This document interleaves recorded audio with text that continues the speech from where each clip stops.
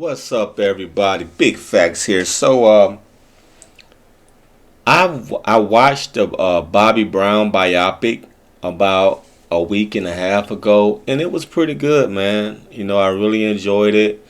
Woody McClain did a great job playing Bobby. I know Bobby had to be proud. Woody McClain, he got the dance moves down. He got Bobby's persona down. It was pretty good, man. He probably should get an Oscar for that. It was real good. But I want to talk about Bobby Brown and Janet Jackson for a minute because they addressed that in the movie a little bit, him and Janet's relationship, and it looked to be just a sex thing. It looked to be Bobby. Well, it not looked. It was Bobby liked Janet more than Janet liked Bobby. I guess. I guess Janet was. I think Janet was involved at the time with one of them DeBarge boys. That's who her heart was with. That's who she married. Um, and I think Bobby would. I think Bobby was in love with Janet and would have married Janet. Who wouldn't? You know what I'm saying? But Janet sort of. Janet, I don't know if Janet. She said something. I think in the book it said that her father didn't want her to bring no black guys home. I don't believe that. I don't believe that. That don't make no sense. I don't know about that one. That's weird. But so yeah, Janet wanted to keep. Bobby got in his feelings, man. Bobby was in his feelings. Bobby was acting like a little hoe, to be honest with you. Janet, it was like role reversal. Janet was the man. Bobby was the little hoe. You know what I'm saying? Bobby was the little hoe in this relationship. Janet was like, yo, why you tripping? Why can't we just kick it? Bobby like, I got feelings for you. But I got feelings for you. So what are we? What are we, Janet? What are we? Bobby wanted to take it to the next level. Janet was like, yo, chill, bro. Stop trying to blow up my spot. Chill. I like you. You know. But Janet wasn't feeling Bobby like that. You know what I'm saying? And I think Bobby would have married Janet. He would have. Um, it was said in the book that Michael Jackson was trying to holler at Whitney Houston. That's who Michael Jackson wanted. And he told him and Bobby kept in touch over the years when New Edition came to visit Michael when they was younger. Um, and Bobby stayed in touch with Michael. And they had phone conversation.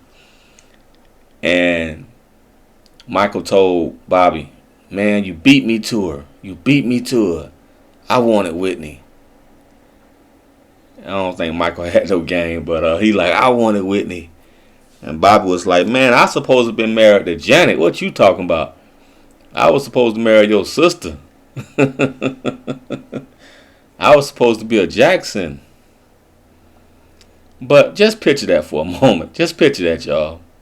First of all, Whitney Houston, Michael Jackson is not Whitney Houston type whatsoever.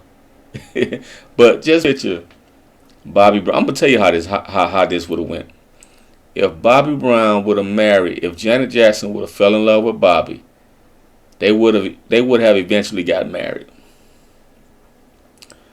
Because Bobby Brown nose was wide open. Janet was the baddest thing in the industry during that time, and she would have had Bobby nose wide open. But I'm gonna tell you how that would have ended. Sooner or later, Bobby would have ended up cheating on Janet, and Janet would have divorced him. Guarantee you. Bobby would have effed that relationship up. He would have cheated, probably would have had another baby on Janet. outside the marriage, and divorce. You screwed up. It's over for you, Bobby, because he cheated on Whitney, but Whitney didn't divorce him over that.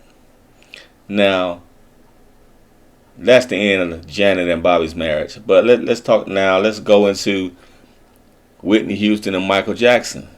That's funny.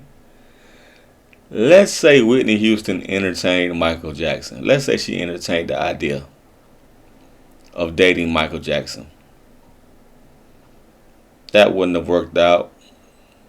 You know, they would have. They just good. They would have just been better as friends because I don't think Michael is her cup of tea. And if Mike would have found out she was doing cocaine, he definitely would have. It definitely would have been a turnoff. He definitely wouldn't have messed with Whitney no more after that.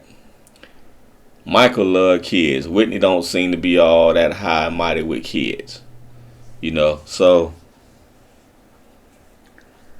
I don't think Michael was masculine enough for Whitney.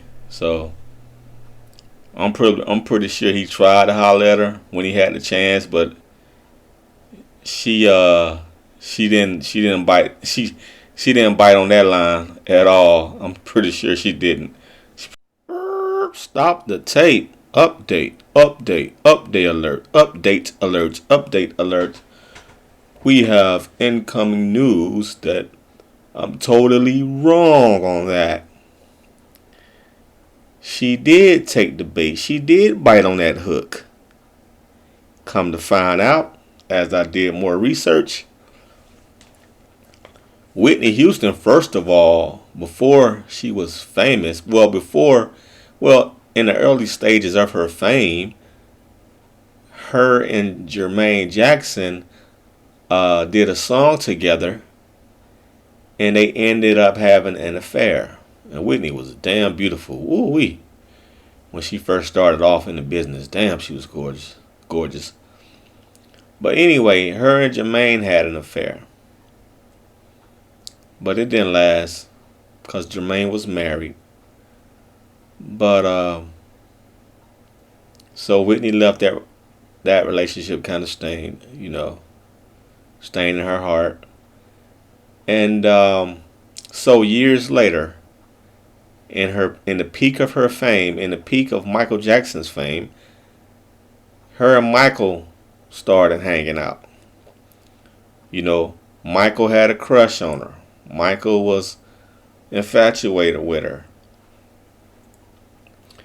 And Michael invited her to his Neverland Ranch. And Whitney brought her friends. And it seemed that they was flirting with each other. Whitney had stayed. Whitney was going back and forth, coming back to Neverland to hang out with Mike.